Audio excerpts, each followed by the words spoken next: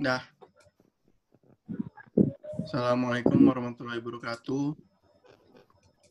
Di sini kami akan mempresentasikan tentang JK2, yaitu mengenai pisau panas otomatis.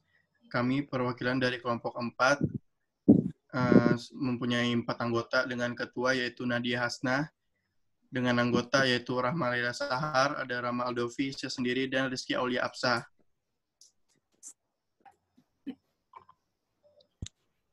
Ya, di sini adalah contoh dari...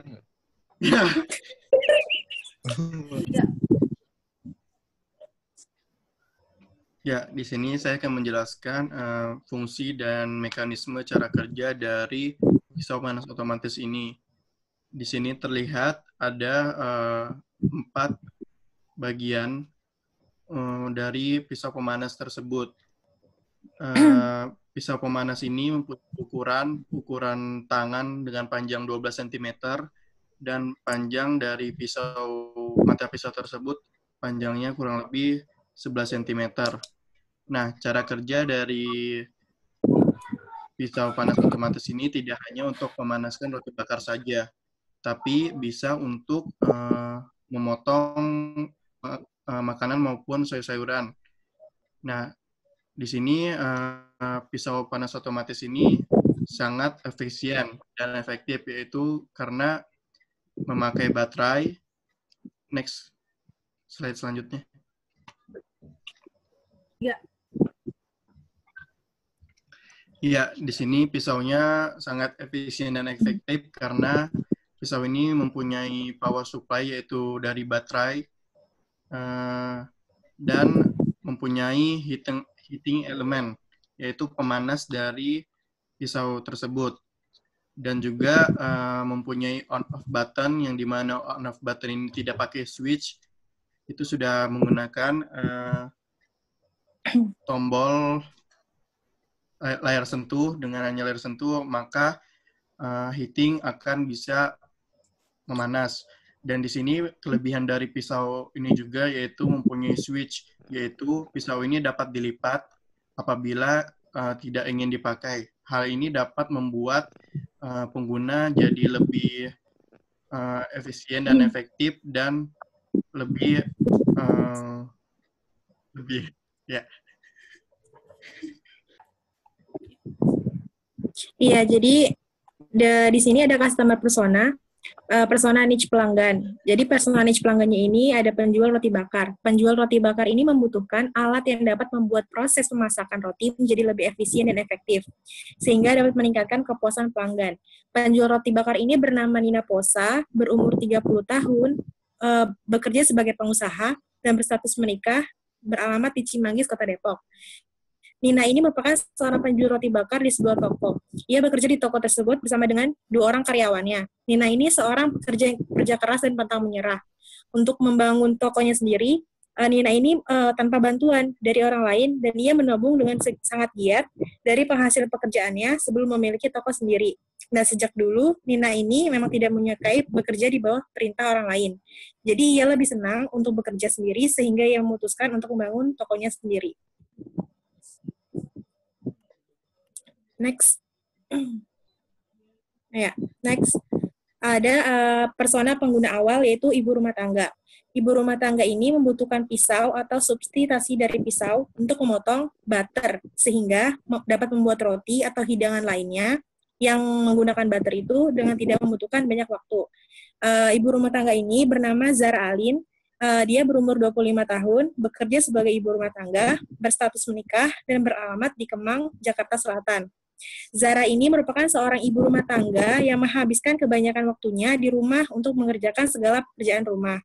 Ia memiliki hobi memasak berbagai macam makanan. Zara ini ialah seorang ibu yang dapat bekerja dengan cepat dan efektif. Ia tidak menyukai seseorang yang melakukan pekerjaannya dengan lambat. Ya. 3. Kemudian saya akan menjelaskan tentang bisnis model atau lean canvas. Yang pertama itu problem. Itu tidak dapat menggunakan butter karena beku sehingga proses pemasakan yang menggunakan butter menjadi lama dan tidak efisien. Yang kedua, pisau yang memiliki ukuran besar sehingga pemakaian ruang menjadi tidak efektif. Lalu yang kedua ada customer segment. Yang pertama itu ada segmen pasar menggunakan dua prinsip, yaitu B2B atau bisnis, B2B atau business to business, dan B2C atau business to customer. Lalu yang kedua ada niche pelanggan. Produk ini adalah penjual roti bakar karena pasti sangat sering menggunakan butter.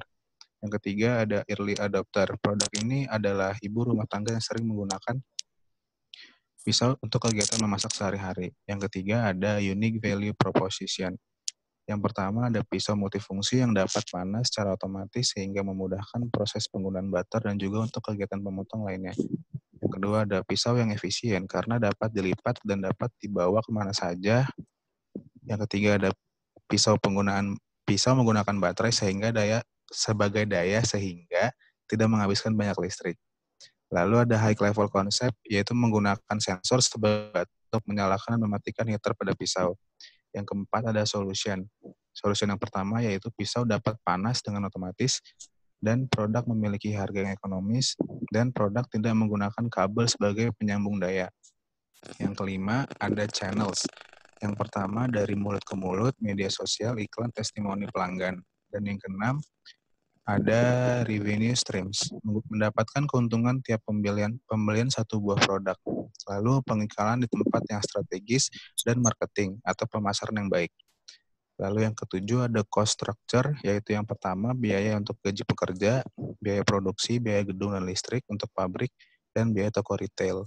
Dan yang kedelapan ada key metrics. Key metrics yang pertama adalah jumlah penjualan dan persentase kedatangan pelanggan di toko. Dan yang terakhir ada unfair advantage. Produk ini menggunakan teknologi modern dengan inovasi tingkat tinggi. Di sini saya akan menjelaskan mengenai competition analysis. Jadi produk kami ini memiliki beberapa pesaing yang membuat produk sejenis dengan produk kami. Kemudian kami melakukan wawancara kepada 4 pelanggan yang berbeda untuk membandingkan manfaat dari produk kami dengan produk pesaing. Dapat dilihat hasil dari wawancara yang telah kami lakukan.